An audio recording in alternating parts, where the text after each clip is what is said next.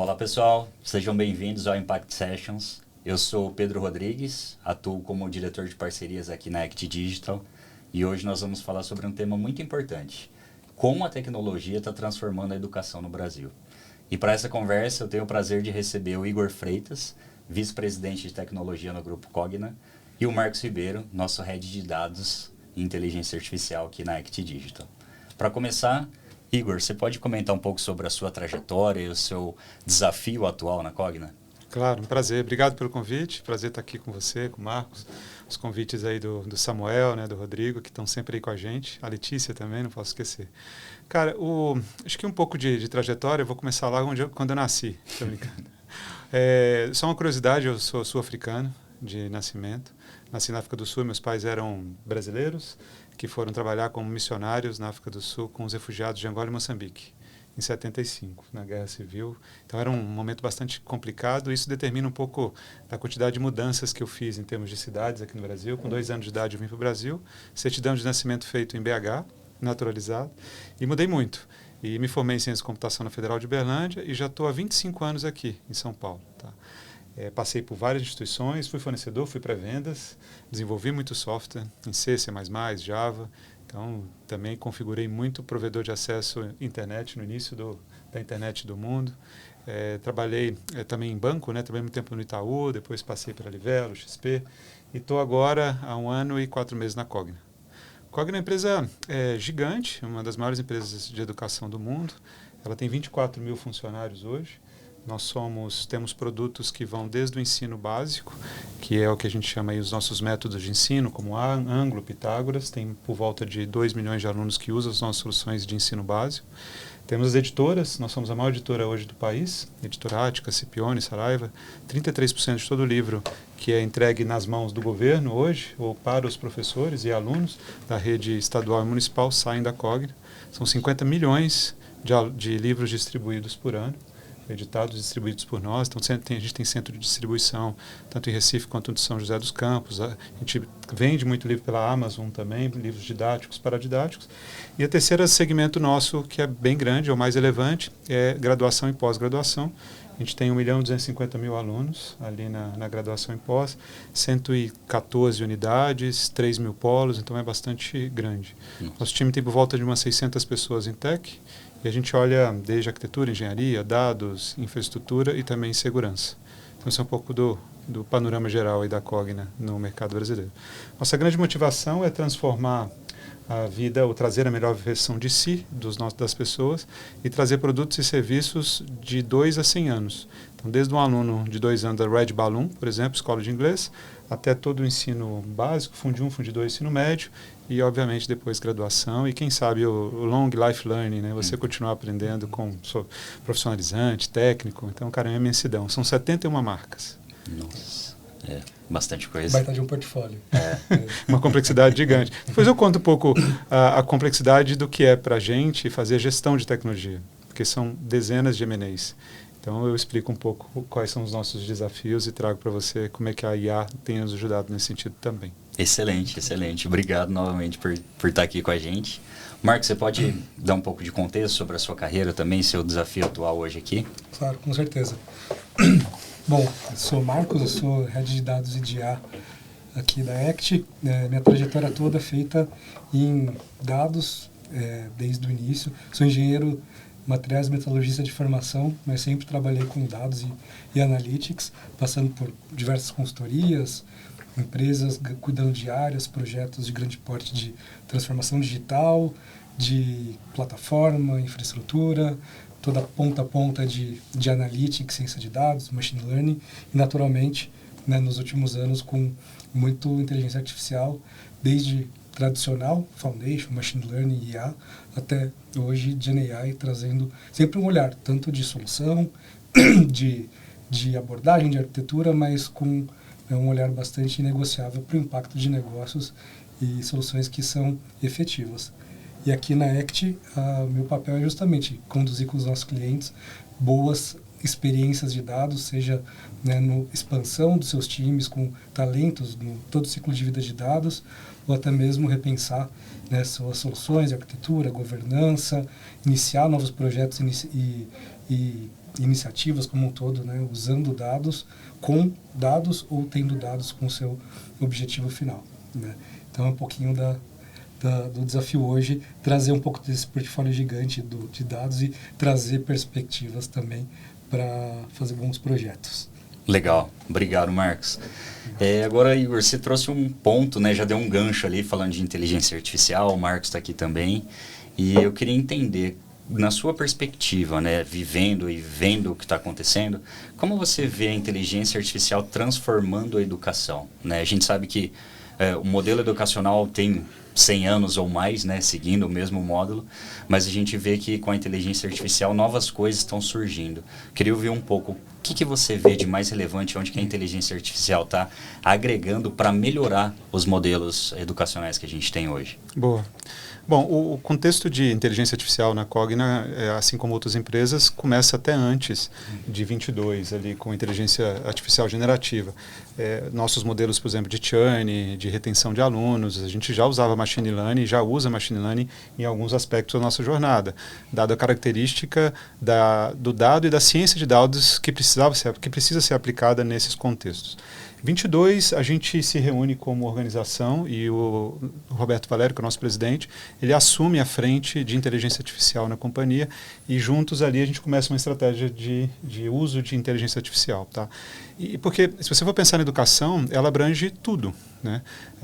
Eu posso falar vários exemplos, mas desde a produção do conteúdo, a produção do vídeo, a legenda, a dublagem, a edição de imagens, criação de imagens, ilustração de livros, atendimento ao aluno, resumo de livro, cara, é uma imensidão de oportunidades dentro do contexto de inteligência artificial. Então, precisava ali de um formato que fosse adequado. Então, o Valério traz ali o que a gente chama de centro de excelência. Nós temos Centro de Excelência de IA hoje e a gente roda isso de maneira quinzenal e o modelo de governança é muito bem determinado. Então a gente começa a identificar todos os nossos cases. Hoje a gente tem por volta de 120 cases já rodando dentro da companhia, de eficiência, de produtividade, também agora muito focado na questão de geração de receita também.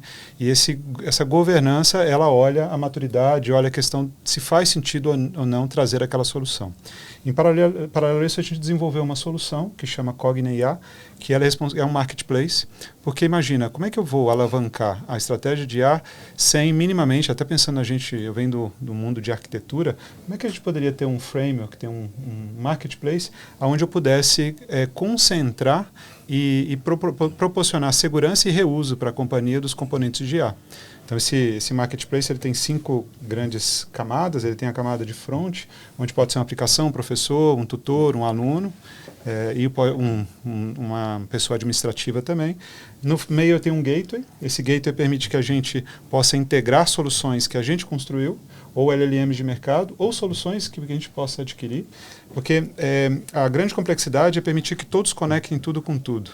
Então a gente traz esse gateway para poder trazer essa abstração daquilo que está se usando na ponta. Seja um LLM, por exemplo, hoje a gente usa Azure OpenAI principalmente para o contexto administrativo, então a pessoa não percebe que tem um LLM por trás, porque no final do dia eu que estou provendo a mecânica de comunicação através desse gateway. Tem uma camada de segurança, de dados e o tal do AIOps, né? Que é a visão da gente fazer gestão disso de uma maneira bacana. Então, no final do dia, todo o nosso fluxo de desenvolvimento hoje de soluções de AI é descentralizado. Então, as áreas de negócio trazem os seus casos nesse contexto de governança, a gente avalia o caso. Dado que o caso faz sentido, todo o recurso e toda a aprovação é da área de negócio. Então, ela vai ter que, dentro do portfólio, dos desafios que ela tem de produto, né, de débitos técnicos, evolução, ela vai também priorizar aquilo lá dentro. Então, ela não tem um dinheiro novo, ela vai, a partir do que ela tem ali de gestão.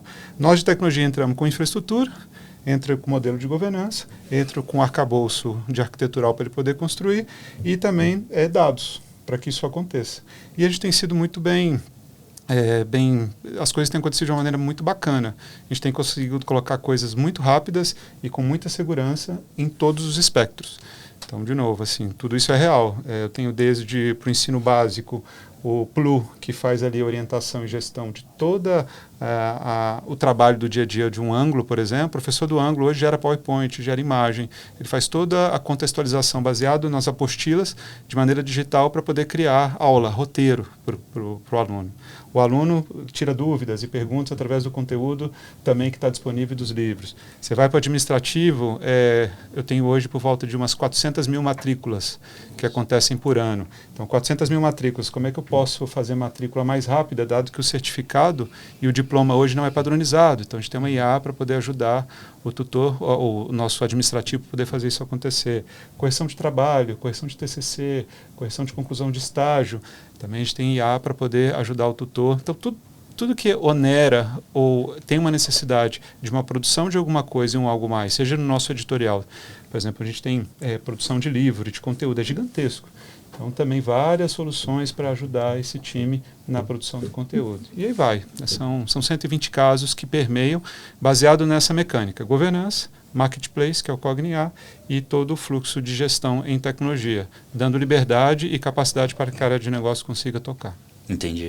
São muitas personas e desafios de negócio distintos, né? Completamente. Desde de novo, voltando lá no tutor, que antigamente ele tinha que ler 700 mil trabalhos por ano, por exemplo, e hoje eu entrego para ele um rating indicando quanto que aquele trabalho está aderente aos instrumentos de avaliação, se está dentro do conteúdo, se não tem plágio, se está corretamente escrito, se ele tem um início, um meio, uma conclusão. Então, tudo isso eu já entrego para ele, mas a decisão final é dele. É um baita ganho de escala, né? Tô super. E a gente sabe que GenAI e AI como um todo, um dos grandes apelos é esse, né? Não é substituição, mas é aumentar a capacidade e ganho de escala do que você já tem hoje, né? E especialmente com tarefas que são altamente manuais, né? Não necessariamente precisa daquela expertise do tutor para fazer aquela verificação, né? Então ganha uma escala absurda nisso, né? Exatamente. Agora, onde está o... Você pode ir perguntando, viu, Pedro, que eu vou falando aqui, você me para aí. Agora, a grande mudança para mim no contexto educacional, você falou, né, o modelo tradicional de educação hoje, ele tem por volta de 100 anos, ou muito mais do que isso, mas ele é bem tradicional. O aluno entra na sala, assiste, entende, todos iguais, todos recebem o mesmo teste, a mesma prova e ali são avaliados. O que a gente está trazendo aí, não só a gente, mas o mercado como um todo, a gente chama de ensino adaptativo. O que é isso? Imagina que hoje eu tenho principalmente na graduação, a gente tem 1 milhão de alunos no EAD. E esse aluno, ele tem vários desafios, porque geralmente 70% dessa população é a primeira pessoa da família que está estudando, que está fazendo uma graduação. Então é uma classe C e D que trabalha de uma maneira bastante... não é o principal foco dele o estudo, necessariamente, que o principal foco dele é trabalhar, é ganhar dinheiro, é ter condição de sustentar. E o estudo vem para que ele possa evoluir como vida e como carreira. Então, como é que eu posso manter uma pessoa, né, um aluno desse engajado durante 3, 4, 5 anos, dependendo do curso que ele faz? Então, o ensino adaptativo, que a gente chama, ele vem para poder complementar isso. Então, imagina, hoje isso é a realidade, chama Edu. O Edu, a gente trouxe ele para poder trabalhar e ajudá-lo durante a jornada de aprendizagem. Então, imagina que ele vai fazer a cada módulo e a cada ciclo ele tem um teste.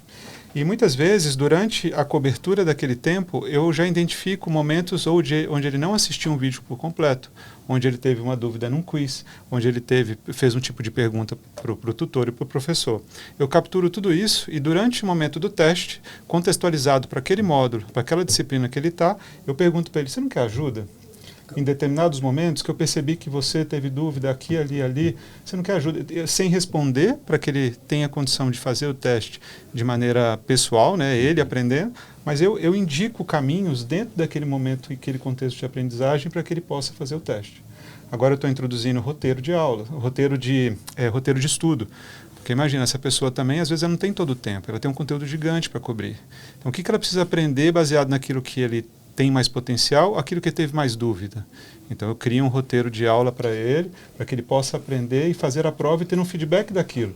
E é online, ele já acaba de fazer a prova, ele já identifica todos os momentos e circunstâncias onde ele errou e por que ele errou. E dou caminhos para que ele possa aprender e retroalimentar o processo de aprendizagem dele. Então, esse é o futuro. É você conseguir, em tempo real, capturar o que a pessoa está fazendo na plataforma, o tempo que ela gastou, o tempo que ela não gastou, o tempo que ela assistiu, que ela não assistiu, os testes que ela fez, e até, eventualmente, olhar o contexto fora da plataforma, né, para saber o quanto de ensino ela precisa. E me adaptar a ele, e não ao contrário, né, para que eu possa ser mais eclético. E cada um aprende de um jeito, mais com vídeo, mais com texto, mais com aula, mais sentado, mais em pé. tem uma série de desafios nesse Mas que aspecto. aplicação bonita, né, de tecnologia para acessibilidade, uma abordagem super empática também, né? Super. Você é aquela personalização feita de uma forma real, né? E é um ganho 360. Para a pessoa que está aprendendo e tem uma necessidade super específica, como você mencionou, isso se torna uma caminhada muito mais gentil, né? E para a plataforma, para quem está fornecendo a educação, aumenta a retenção, porque o cara fala, cara, eu consigo usar isso daqui, mas aqui me entende, estou aprendendo de fato, vou continuar aqui, né? E é curioso porque é interessante que grande parte dos alunos que mais usam, que mais se engajam com o Edu, são os alunos que mais precisam. Os que tiram notas boas e geralmente têm menos dificuldade, eles usam menos. Então mostra que ele tem um potencial, principalmente para os alunos que precisam de apoio, que precisam de ajuda, que se engajam ali no uso do Edu para poder ajudar na vida dele. É só o começo, a gente está bem no começo dessa trajetória, tem vários cases com o uso do Edu nesse momento do aluno, como eu me adapto a ele, e para mim esse é o grande futuro, como é que eu alavanco a tecnologia e o uso de IA para que eu possa me adaptar naquilo que o aluno realmente gostaria de ter, de ver e de sentir ali durante o aprendizado. Estamos começando a arranhar essa superfície. Sensacional. Baita de um case, né? E isso era uma coisa que eu ia te perguntar, né? Se a personalização na educação é uma promessa ou se é uma realidade. Então, baseado nisso aqui, eu já entendo que é uma realidade, né? Está começando, mas está acontecendo. E você tem ouvido o feedback desses alunos? Eles estão gostando? Como que vocês têm sentido isso na Cogna? Boa. A gente avalia tanto qualitativamente, para saber o quanto que ele está se adaptando, e como eu falei, os alunos que mais se engajam são aqueles que mais precisam de ajuda, então está fazendo sentido. E a gente já tem também um índice quantitativo do aumento de rating ou de score de nota dele, dado o uso do Edu. Então, é super positivo. A gente acho que acertou a trajetória. Agora, o nosso grande objetivo é colocar outros N cases durante a trajetória. Porque, imagina, são 4 anos. Eu estou incluindo isso no primeiro momento dele, que é do teste. Mas eu tenho dezenas de outros momentos que o Edu pode ajudar. Por exemplo, todo o contexto administrativo. Ele vai pedir uma carteirinha, pedir um boleto. Então, eu também posso usar IA contextualizada nesse sentido. Eu posso me antecipar. Cara, tá na hora de fazer tal coisa. O seu teste começa daqui, você tem prova daqui 2 dias. Como é que está o seu processo de estudo? Seu roteiro não foi criado. Então, como é que eu provoco ele cada vez mais trazendo outros produtos de IA que possam complementar essa jornada? Então, o Edu nasce muito focado ali no dia a dia do ensino adaptativo no contexto de teste. Eu estou envolvendo para roteiro, para feedback, e nossa missão é transformar para que o ensino seja adaptável a ele no longo prazo. Acho que essa é a grande mensagem. Eu estou falando só de graduação e do aluno DAD. Então, é um dos nossos casos, tem outros N casos, dependendo do contexto, porque cada um dos nossos alunos ou professores aprendem e usam IA de uma maneira diferente. Tá. E você mencionou em volta de 120 casos, né, de IA. Não deve ser simples fazer a governança disso. E como que vocês fazem essa escalabilidade com responsabilidade? Como que você garante que o uso da inteligência artificial em escala está sendo feito da melhor maneira, está garantindo o LGPD e está realmente ajudando os alunos? Excelente. Tem alguns papéis importantes nesse processo como um todo. E apesar disso, a gente não necessariamente tem times, por exemplo, uma gerência, uma diretoria dedicada a IA, porque cada uma tem o seu papel dentro do contexto de IA. Então, em segurança, a gente faz avaliação de todas as soluções, seja proibindo, eventualmente isso acontece, seja permitindo com ressalvas, por exemplo, não usando a solução gratuita, usando uma solução paga. Então, acho que o time de segurança tem um papel fundamental, começando aí na avaliação das soluções que existem e depois até olhando a questão de responsible AI, né, coisas que vão além daquilo, que vai além da segurança do uso do dado da informação, mas o resultado daquilo que eu faço. Time de dados. O time de dados, lá dentro tem um centro de excelência de IA, que eu faço uma avaliação prévia, porque você pode vir com uma necessidade e acha que IA vai resolver seu problema. Eu vou te indicar, cara, esse caminho talvez não seja o melhor. existem outras alternativas. Então, esse COI ele é, vamos chamar, um advisor para que eu possa ajudar os times que não têm toda a expertise de IA a poder fazer. Infraestrutura. Esse, sim, para mim, ele é fundamental, porque em tempo real eu preciso avaliar se eu estou estourando um determinado contexto ou de uso de cloud ou de tokens, dado as soluções de LLM que eu tenho da AWS e da Microsoft, para saber como é que está o nível de uso e a responsabilidade, porque no final do dia eu bilheto as áreas de negócio sobre o uso daquilo. Tá. E por último, a governança, que isso é bacana, porque o Valério, que é o nosso presidente, faz com a gente. Então, quinzenalmente, a gente traz as áreas de negócio, mais os times de tech, para poder saber quais foram os avanços que a gente teve em cada uma das iniciativas, quais os resultados esperados ou não esperados e o quanto de ganho a gente está tendo. Então, é realmente a empresa se movendo nesse sentido, com uma visão governada, mas não centralizada. Acho que essa é a grande mensagem que a gente vem fazendo. E essa visão de marketplace que você mencionou mais cedo, isso é incrível, né? Porque isso traz um equilíbrio tão saudável, que muita parte dos desafios, quando a gente pensa em escalar IA, passa por isso, né? Áreas que vão recriando, reinventando soluções que outras estão criando, né? Então, às vezes, tendo esforço duplicado e, às vezes, bebendo de fontes, seja de dados ou de soluções que não necessariamente são as ideais, né? Ao colocar essa camada intermediária que você mencionou, com toda essa governança adicionada, isso permite empoderar com não só responsabilidade, mas com assertividade, né? Permitindo que o pessoal crie algo que vai ter um valor de negócio efetivo. Perfeito. É um time ele é tech para tech, mas ele tem essa necessidade de desenvolver esses componentes básicos. Então, por exemplo, os nossos editores precisam, dentro do Word, interagir com o livro. Então, nós pegamos o Cognia Chat, eu tenho um chat específico para isso, que eu alimento todos os nossos livros de 50 anos, estão lá dentro, e esse editor, ele interage dentro do Word com um plugin do Word lá dentro. Então, ele faz um resumo, faz uma réplica, pergunta para o livro, pergunta para os autores e editores que participaram daquilo, e a IA responde para ele copia e cola para poder auxiliar, por exemplo, na edição e na produção de um livro. Então, o plugin do Excel, NPS, você falou bastante.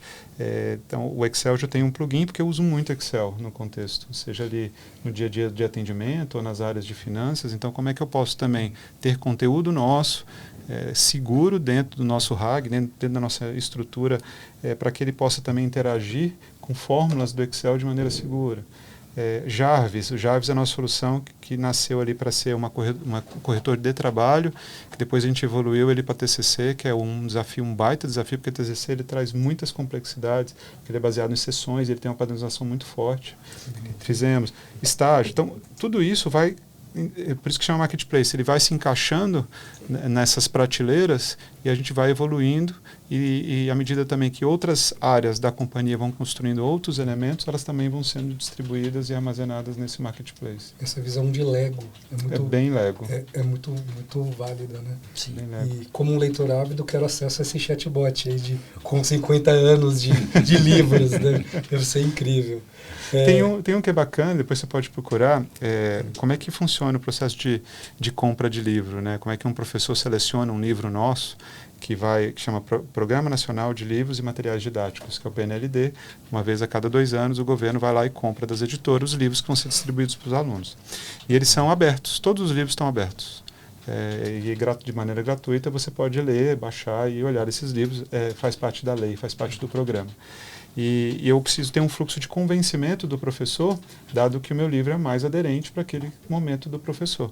Então a plataforma chama eDocente. O eDocente, nós fizemos isso, a gente subiu todos os nossos livros em inteligência artificial para que o professor pudesse perguntar para o livro. Incrível. Então ele chama Pergunte ao Livro. Então ele vai lá, de maneira gratuita, ele entra naquele livro, na parte do Pergunte ao Livro, para ele poder interagir, porque ele tem um período curto para selecionar. Então ele precisa selecionar o meu livro em detrimento de outra editora. Então o Pergunte ao Livro é mais uma vantagem, usando o IA, o mesmo Cognia, com aquele livro, para que ele possa perguntar, interagir, ter um resumo, alguma coisa que ele queira saber de maneira antecipada do livro. Sensacional. Com o advento desse marketplace, vocês notaram bastante na prática, até o tempo de go-to-market, de soluções internas, de conceber até elas verem a luz do dia, teve um ganho expressivo. Muito considerável. Você está falando aí de projetos, às vezes, de 6, 8 meses para 4, 3 meses. Você tem aí uma redução importante. E obviamente, isso, acho que a Cogna teve essa visão, o nosso presidente. Isso começou lá em 22, ele montou um time que pensou no marketplace, na governança, então tudo começou meio encaixado.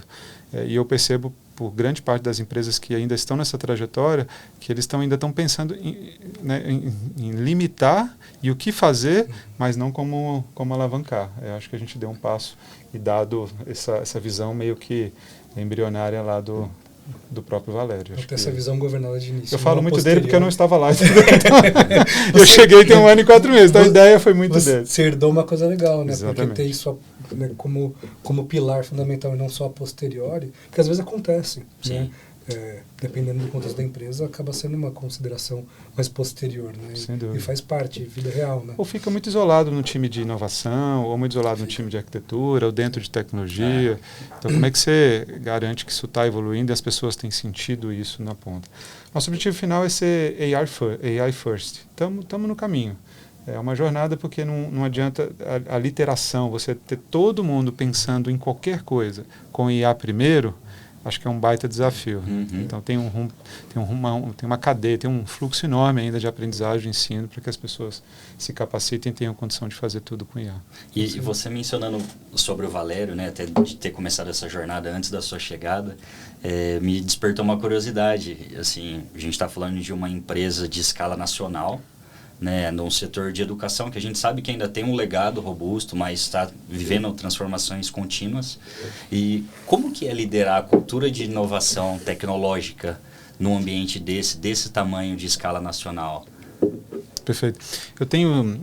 Eu sou meio engenheiro, eu tenho 5 grandes desafios. Tá? O primeiro desafio responde exatamente a sua pergunta, que é um programa de convergência. A gente vem de muitos anos de múltiplos sistemas e múltiplos M&As. Então, a gente tem vários sabores de muita coisa, ou a mesma coisa com vários sabores. Então, por exemplo, eu tenho várias versões de CRM, dado que foi uma aquisição ali da Red Balloon, que fez parte depois do Ângulo, que trouxe ali a graduação, a pós. Então, isso mostra uma diversidade de soluções parecidas ou muito próximas da cadeia de valor da arquitetura ali, mas que não são convergentes do ponto de vista de time. Então, tem que manter 5 contratos, tem que manter 5 times para tomar conta, por exemplo, de uma solução de CRM. Esse, para mim, é o desafio número 1, que a gente tem trabalhado. Como é que eu posso convergir de maneira inteligente? Porque se eu pensar unicamente em unificação, eu posso estar gastando dinheiro da companhia de maneira ruim e no final do dia eu entrego a mesma coisa. Sim. Às vezes eu posso trazer uma solução que ela atende todos, mas era mais cara para um negócio que tem um CAC menor, sabe? Eu tenho uma limitação ali a margem dele é muito pequena, dado uma margem de outro produto. Então, para mim, o desafio número 1 é esse. Tem que ter uma sinergia ou um ganho financeiro claro. Exato, porque também trocar por trocar, unificar por unificar, às vezes você não alcança o objetivo principal. O segundo grande desafio é a arquitetura. Para isso eu falo muito com convergência. Então, qual que é o tamanho da minha floresta, né? Qual que é a miscelânea do ecossistema? Então, a gente trouxe uma solução agora de arquitetura corporativa e implementamos para fazer um mapeamento geral do que eu tenho, tudo que eu tenho. Eu tenho quantas linguagens de programação nós temos, quantos sistemas, qual que é a nossa complexidade de nuvem, qual que é a nossa complexidade de repetição de capacidades que são atingidas, dado a mesma solução ou soluções diferentes. Então, a arquitetura, para mim, é o segundo ponto que a gente vem investindo bastante. Terceiro é dados e IA. Apesar de estar em terceiro lugar, ela não é menos relevante, mas ela é tão relevante quanto as outras, mas a convergência ainda alcança, ainda é mais desafiadora, eu vou chamar mais por desafio do que por importância. Segurança da informação, a gente tem desde prédios, né? Eu tenho grandes campos de 16 hectares, 20 hectares, com segurança de perímetro, segurança da informação, segurança de acesso interno e externo, até a gente usa as 4 nuvens hoje, então tem o data center em Valinhos, então como é que eu mantenho a segurança desse ecossistema todo, dos colaboradores, de tudo que a gente faz, e por último, a visão de infraestrutura e adequação do uso de nuvem. Hoje nós migramos tudo para nuvem, a parte produtiva está toda em nuvem, mas hoje eu tenho 4. Então como é que eu posso também equilibrar e usar de maneira mais adequada? Então acho que são 5 grandes desafios que permeiam o meu dia a dia, começando com convergência e fechando com nuvem. Entendi. É um belo desafio. Um baita desafio. E conecta super com um ponto que eu ia trazer especificamente de dados. Porque dado tantos M&As e esse desafio de convergência, para fazer IA com qualidade, a gente sabe de todo o desafio de qualidade e governança de dados especificamente, né? Isso daí é um processo, com certeza, que é muito longo. Mas como tem sido de imediato, assim, ao longo desse 1 ano e meio que você está liderando o time, a parte de governar e unificar os dados para um portfólio tão grande de empresas com desafios tão distintos ao mesmo tempo. Perfeito. Dentro desse fluxo de dados, a gente tem um projeto chamado Visão 360 do aluno. Porque um dos nossos desafios é como é que eu pego, por exemplo, o meu filho, o Pedro, que tem 10 anos, ele faz Red Balloon, que usa um produto nosso. Depois eu uso o SME, que é o Sistema Mackenzie de Ensino, e ele estuda, está no 5º ano. E depois como é que eu, como pai, tenho um filho no ângulo. Então, como é que eu pego todo esse ciclo, esse lineage, né, de informação para poder estar nesse projeto, sabe? E é bem desafiador, porque eu preciso pegar todo o transacional, levar ele para o Lake, garantir conciliação e consolidação dessa informação com uma chave única ou não, porque, como eu falei, vários transacionais são diferentes, nasceram em tempos diferentes, não necessariamente eu tenho uma identificação única desse aluno, como é que eu garanto isso? Depois, como é que eu trago essa informação no viés de próxima oferta, se realmente aquele é um público-alvo de uma oferta do aluno Red Balloon para o ângulo, será que ele é o aluno também de uma faculdade em Anhanguera? Talvez não, mas é de um livro nosso. Então, aquela visão de CRM, Analytics clássica mesmo, é super difícil para a gente ainda. Faz parte desse contexto de dados que eu te coloquei, a visão 360, e é uma jornada, uma jornada, que não é só técnica, ela é técnica também, mas envolve muito essa questão de como eu quero ver a empresa conjugada com seus dados, né? E é um sonho, a gente está no caminho. Incrível. Estamos com 2 anos, mas ainda tem uma boa estrada pela frente para a gente conseguir ter essa visão de 2 a 100 anos, convergente de todos os dados. Lembrando também que nem sempre aquele aluno é meu diretamente. Então, por exemplo, no caso do ângulo, ele é um B2C. A escola é meu cliente. E o aluno ele é cliente da escola. Então, tem questão de LGPD importante, porque aquele aluno não necessariamente é da Cogna, ele é indiretamente, porque ele usa o meu material e compra. Então, tem toda uma dinâmica de comportamento e uso da informação e do dado na companhia, que é um desafio importante. Precisamos de ajuda. No caso de dados, acho que é um dos desafios, além da convergência, um dos desafios mais relevantes que a gente tem hoje na companhia é dados. É muita coisa, né? E saber o que confiar nessa coisa. Muita informação, muitas fontes de entrada, né? Igual você falou, muitos M&As, muitas empresas que chegaram com dados diferentes. Então, essa convergência realmente é um grande desafio. E quase tão importante, falando como jornada macro, né? Não é só traçar essa trajetória, né? Mas saber o que ir priorizando, né? O que é o 80-20, o que vai trazer mais incremento de valor, porque nem sempre isso é tão óbvio, né? Olhando de fora, né? Porque são tantas fontes, tudo tem potencial tão importante, um olhar estratégico que vocês trazem de o que vai ser realmente o que a gente vai priorizar dentro desse mar todo, é tão importante quanto a trajetória propriamente dita. Né? Sem dúvida. E a gente vem seguindo essa trajetória de priorização, dado a relevância e o tamanho do negócio. Então, o business de graduação, ele é o maior business nosso. Então, é onde tem o maior investimento e é onde a gente mais avançou. Aí tem business menores, com menos margem e com uma geração de receita menor. Então, eu não deixo de fazer, mas eu faço com menos intensidade. Então, eu tento equilibrar isso dentro das N oportunidades que a gente tem. Estou falando principalmente de tecnologia. Legal.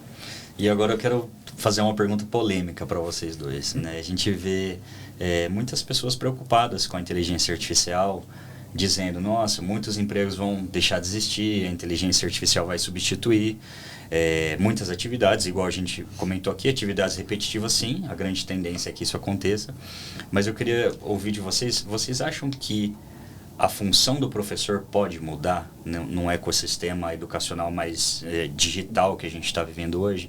Ainda mais pensando que a gente vê vários casos de uso de inteligência artificial que está criando personas, né? Eles conseguem trabalhar, ensinar, educar. Você acha que vai ter essa mudança? O papel do professor vai mudar daqui para frente? Como que vocês estão vendo isso? Boa. Quer começar? Enquanto isso eu tomo água. Tá. Pequeno ponto. A gente está com 35, essa pode ser a última? Pode ser. Fechou. Boa.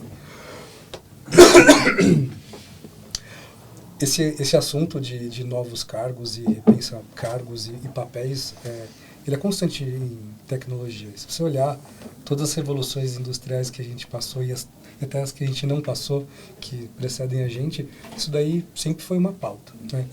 É menos sobre substituir, mais sobre repensar, né? Então, eu tenho muito essa visão. Quando eu olho para o mundo de dados nos últimos 20 anos, foi quando eu comecei a viver isso mais intensamente, sempre se falava das futuras profissões que ainda não existiam, né? Muitas das quais já existem hoje, algumas que a gente nem imaginava 20 anos atrás que existiriam.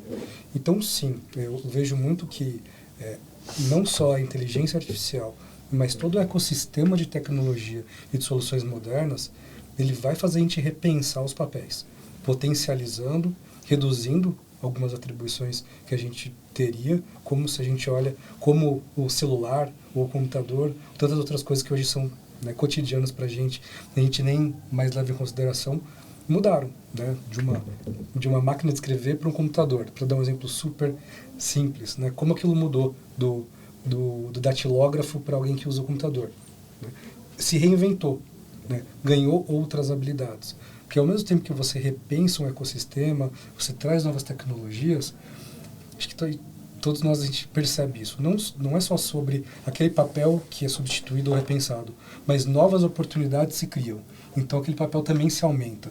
Novos papéis chegam, novos produtos, novas ofertas, novas dinâmicas sociais, e com isso, né, a gente vai evoluindo e atendendo isso e se adaptando a isso. Então sim, a inteligência artificial, né, o ecossistema tecnológico atual, ele vai mudar muito, tem mudado já.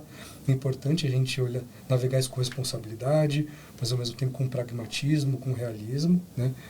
Mas não com esse olhar muito exagerado, né?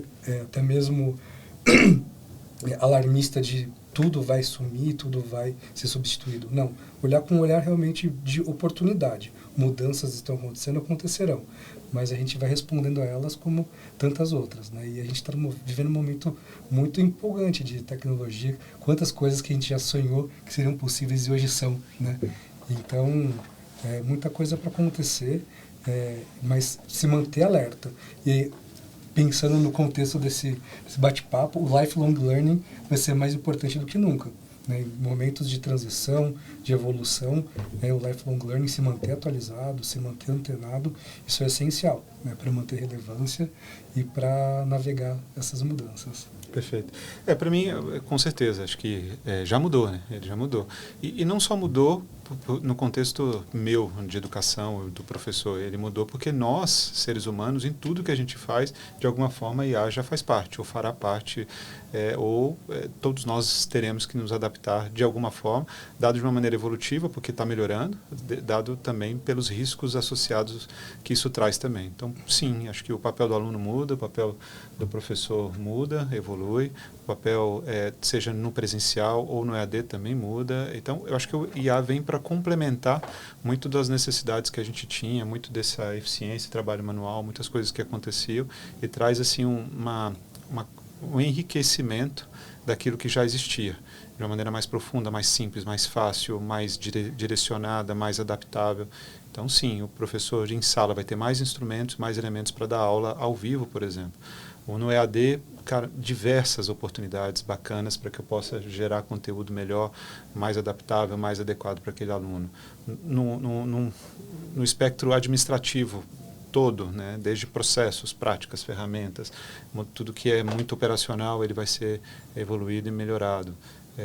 Na visão também, nós alunos também. Então, acho que tudo vai evoluir, vai melhorar, tem oportunidades importantes. Agora, quais são os 3 pontos que a gente sempre observa? Primeiro, regulação. A gente participa intensamente do aspecto regulatório, porque ele pode trazer riscos importantes, principalmente porque o conteúdo ainda é relevante, seja porque ele tem que ser dado de uma maneira correta, e segundo, ele não pode ter nenhum aspecto de ética ou algum direcionamento errado, incoerente para aquilo. Então, a regulação era super importante. A propriedade, dessa informação e a produção, porque a gênese, apesar da inteligência artificial ela evoluir o conteúdo existente, mas a gênese ela é humana. A criação continua sendo através da inteligência que o ser humano tem de produzir coisas. E a inteligência artificial depois ela cruza, correlaciona, gera elementos, né, te suporta. Mas a gênese continua pelo ser humano. E terceiro, é de que essa adaptação faz com que a gente repense também a forma como a gente se relaciona, como é que a gente vivencia, como é que a gente usa a tecnologia de uma maneira melhor. Então, para mim, ela já mudou e vem com muitas oportunidades importantes, bacanas, e com alguns riscos que a gente sempre precisa considerar. Excelente. Eu acho que não tinha maneira melhor de terminar o nosso papo aqui, né, com esses insights sobre como a inteligência artificial vai melhorar a nossa vida, vai acelerar o nosso aprendizado, vai agregar, né, para os trabalhadores, para nós no dia a dia. Então, acho que foi um papo muito bom. Queria agradecer de novo você, Igor, por ter disponibilizado esse tempo, vir aqui conversar comigo e com o Marcos. Acho que trazer esse contexto do que está acontecendo na indústria, no mercado educacional do Brasil é super importante para a gente. Então, muito obrigado novamente. Marcos, obrigado por estar aqui. Pessoal, agradeço vocês que assistiram, acompanharam esse episódio aqui com a gente e convido vocês a continuarem assistindo as Impact Sessions, que cada vez mais a gente vai trazer conteúdo relevante para compartilhar com vocês. Obrigado. Que agradeço.